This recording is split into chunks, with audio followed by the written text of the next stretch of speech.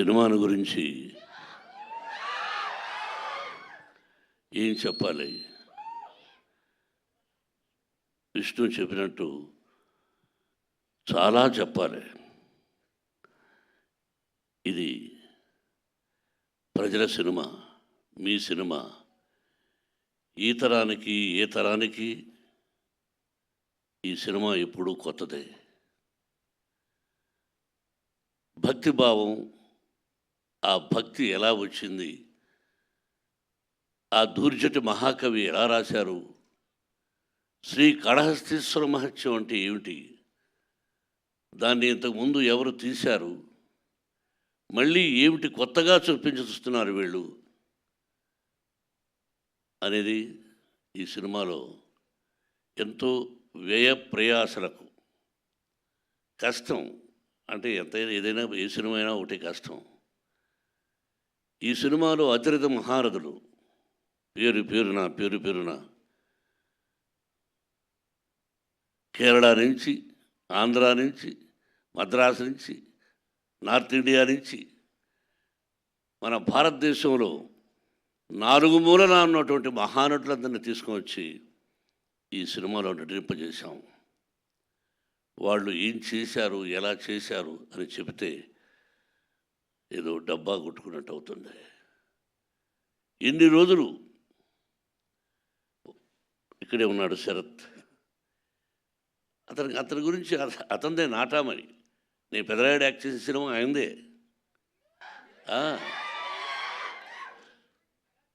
ఆయన ఒక రాజ్యసభ సభ్యుడుగా ఉన్నారు. ఆయనకు ఒక పార్టీ అధినేతగా ఉన్నారు. ఈరోజుకి ఏ పాత్రనైనా అవలీలగా పోషించగలిగినటువంటి మంచి నటుడు, నాకు సోదరుడు. అలాగే పేరున ప్రతి ఒక్కరూ అత్యద్భుతంగా చేశారు. ప్రజలు చెప్పాలి, మీరు చెప్పాలి. ఈ టీజర్ చూసిన వెంటనే ఇది ఓన్లీ భక్తి చిత్రమే కాదు, అన్ని రకాల విష్ణుబాబు చెప్పినట్టుగా ఒక చరిత్ర, భగవంతుడు, పరమేశ్వరుడు, అంతే. ఒక పద్యం ఉంది, ఎవ్వని చేజనించు జగమెవ్వని లోపల నుండు లీనమై, ఎవ్వని ఎందుడెందు పరమేశ్వరుడెవ్వడు, మూల కారణం వెవ్వడు, అనాది మధ్యలయుడెవ్వడు, సర్వము తానే అయిన వాడెవ్వడు, అట్టి వారిని ఈశ్వరుని శరణము వీడదన్.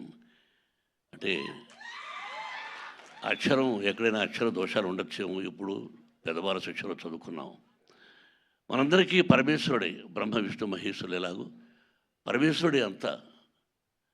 ఆయన ఆజ్ఞ ప్రకారమే మనం అంటుంటాం ఇళ్లలో, శివుడి ఆజ్ఞ లేనిది సీమైనా కుట్టదని సామెతలు మనం వింటుంటాం. మన అమ్మ నాన్న చెప్పారు అంతే. ఆయన పర్మిషన్ లేనిది ఈ సినిమా తీసుంటాం. ఆ భగవంతుని ఆశీస్సులతో సినిమా తీసాం. మీరు ఇంకా ఎన్నో ఫంక్షన్స్ చూడాల్సి వస్తుంది కన్నప్ప ద్వారా. ఇంకెంతకంటే ఎక్కువ నేను మాట్లాడదలుచుకోలేదు. మీ అందరి ఆశీస్సులు నిర్మాతగా నాకనే కాకుండా ముఖ్యంగా నా బిడ్డకు విష్ణుకి, విష్ణు టీంకి మీ అందరి ఆశీస్సులు కావాలని కోరుకుంటున్నాను. Thank you very much. Thank you Mohan Babu గారు, థ్యాంక్ యూ సో మచ్. మరి ఆలస్యం చేయకుండా మనం